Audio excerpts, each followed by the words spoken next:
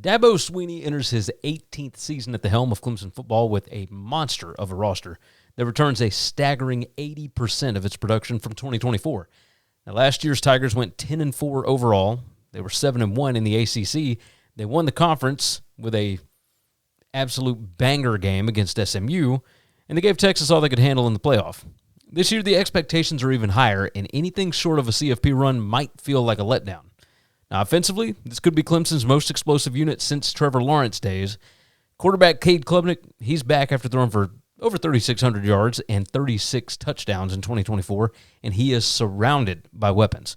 You got Antonio Williams, TJ Moore, and Bryant Wesco Jr. all returning, and they combined for over 2,200 receiving yards and 21 touchdowns last year. You add in a healthy slot man, Tyler Brown, and the Southeast Missouri State transfer, Tristan Smith. It's hard to find, I'm not going to say a better receiving core in the country, but this one is right up there with the top of everybody. Even with the loss of Phil Moffitt to the NFL, you got true freshman Gideon Davidson and sophomore Jay Haynes. One's healthy. They should keep the ground game pretty dangerous. Garrett Riley's offense is loaded with continuity and 4 returning starters on the offensive line. That includes all ACC tackle Blake Miller. This group is going to be dangerous.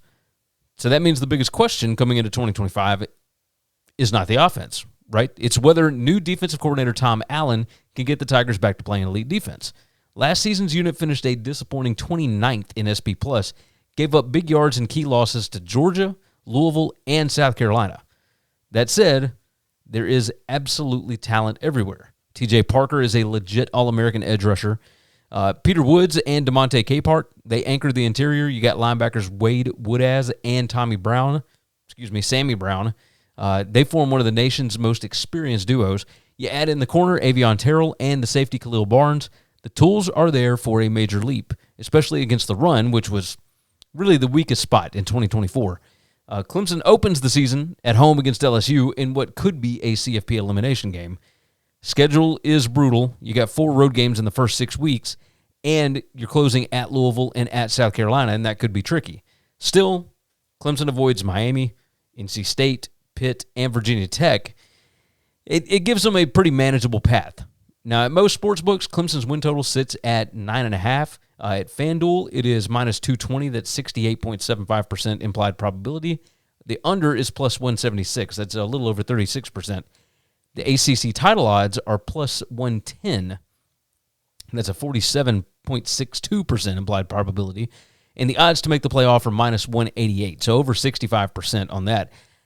I don't know how much value there is in the over or to make the playoff because they're just juiced so high. But plus money to win the conference seems, with this schedule, seems like good value, even if it's dropped a bit, especially if the offense really is as potent as it looks on paper and the defense ends up rebounding under Allen.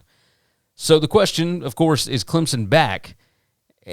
If they ever were going to get back to national relevance, this is the roster to do it.